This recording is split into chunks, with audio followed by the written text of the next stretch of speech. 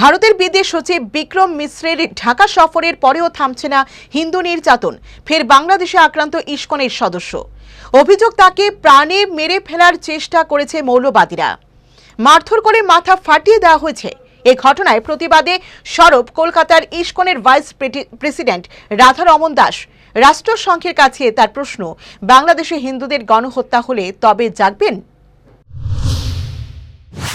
সোমবার ঢাকায় পা রাখেন বিদেশ সচিব বিক্রম মিশ্রি। বৈঠকে বসেন অন্তর্বর্তী সরকারের প্রধান উপদেষ্টা ইউনুস, বিদেশ সচিব মোহাম্মদ জসিমউদ্দিনের সঙ্গে। আলোচনায় হিন্দু নির্যাতন নিয়ে উদ্বেগ প্রকাশ করেন তিনি, কিন্তু তাতে বদলায়নি পরিস্থিতি।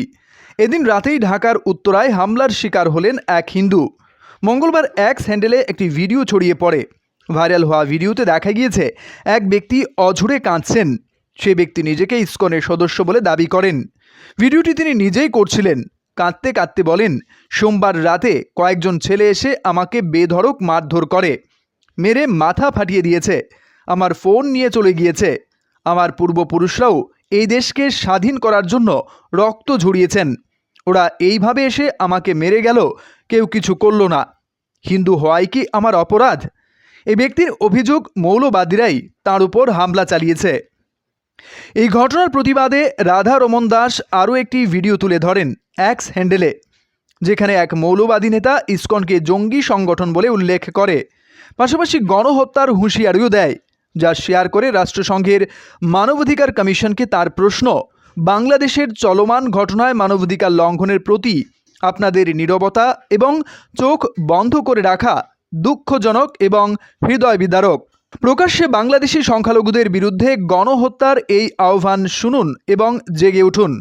উল্লেখ্য, কয়েকদিন আগেই ঢাকার এক ইসকন সেন্টারে আগুন লাগিয়ে দিল দুষ্কৃতীরা। হামলা হয় মন্দিরেও, পুড়ে যায় লক্ষ্মী নারায়ণের মূর্তি। সেই ঘটনারও কড়া নিন্দা করেছিলেন রাধারমন দাস। গতকাল দিল্লির উদ্বেগের কথা আলোচনা হয় বিক্রম ইউনুস বৈঠকে। বিদেশ সচিব মনে করেন, জনগণই ভারত বাংলাদেশ সম্পর্কের মূল সূত্র।